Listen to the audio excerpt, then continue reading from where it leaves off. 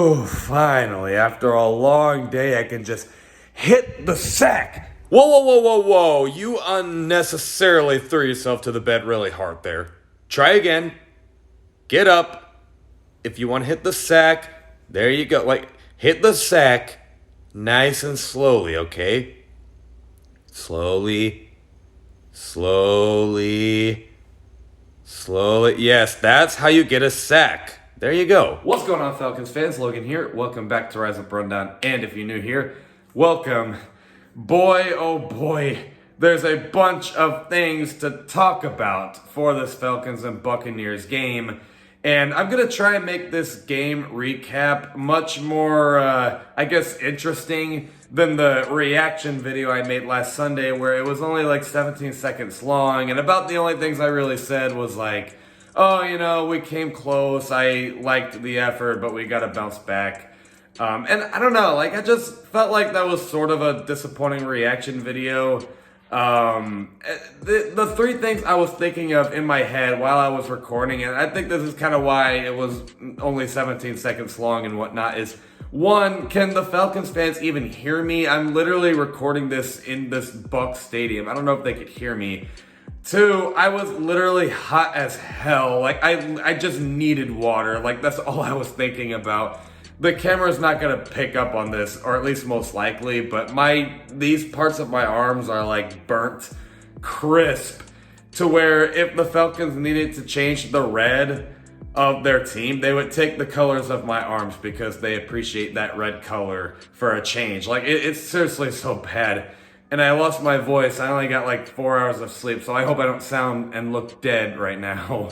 But, and then the other thing I was thinking of, I wanted to comment on that roughing the passer thing, but for some reason I couldn't truly process how bad of a call that was during the game. I wanted to wait until I saw another replay.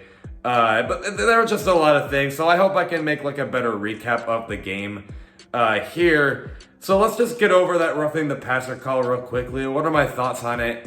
Looking at a replay of it, yeah, it was a really bad call.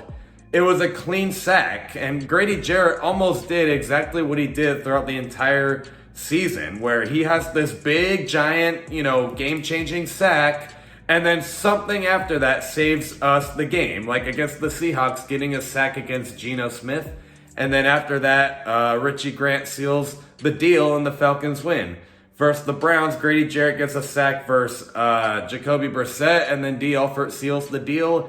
This one would have been Grady Jarrett gets a sack against Tom Brady, and Marcus Mariota could have drove down the field to get a score. And, I was overall feeling a little 50-50 it would have happened because the Bucs defense throughout the majority of the game was very good, and Marcus Mariota just wasn't very good like I expected, and I'm sure as we all expected. But at the same time, the Falcons did have, unanswered points towards the end, so they probably were going to score, let's be honest, and we probably were going to win. But yet again, Tom Brady just gets bailed out, and as much as I weirdly do kind of look up to Tom Brady, even though I'm a Falcons fan, I must agree that he does kind of get bailed out a lot, and it is frustrating to see. But it's what it is. I'm for some reason not as mad as I should be, mainly because the effort was awesome, but we'll get to that in a second. The only other negative takeaway I saw from this game is Marcus Mariota. When are we going to see Desmond Ridder? When are we going to see Desmond Ridder? We already know where this is going with Marcus Mariota. We're, competitive, but we got to get the passing game going. Why do you think the Falcons kept trying to run versus the Bucs? Obviously, because they don't feel good about their quarterback. So, we got to get Desmond Ridder in. I just want to see what he looks like. We already know who Marcus Mariota is. Why do we keep having to play him? If Desmond Ridder looks so bad throughout the first 2 or 3 weeks, then fine, get Marcus Mariota in. But we just want to see what he looks like. I mean, that's all. That's the only other negative takeaway I got, man. That's all it is. But there's so many other positives that I got for this game.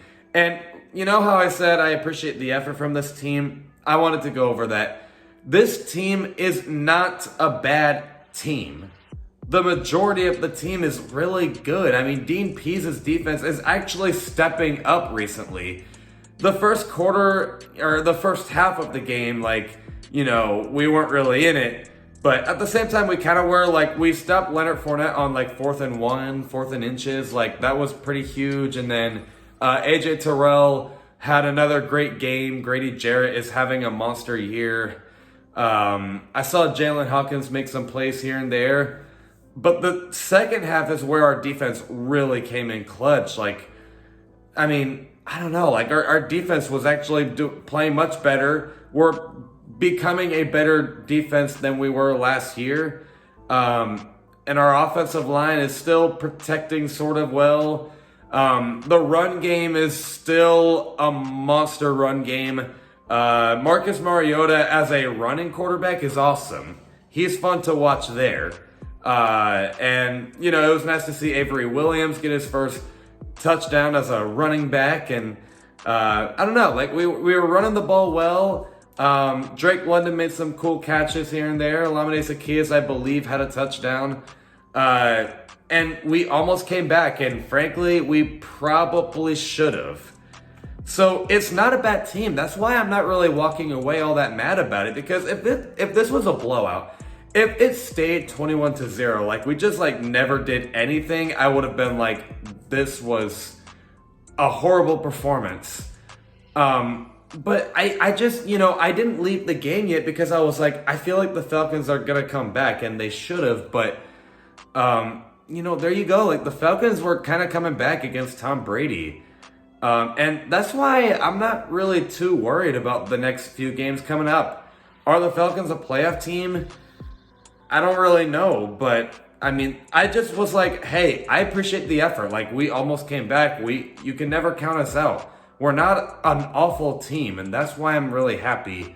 But the last takeaway here is it is going to be tough for the Falcons. Like, we have to play the 49ers. We are home at least. Then we have to play the Bengals, and the Chargers are coming up pretty soon. Like, those are all pretty tough games.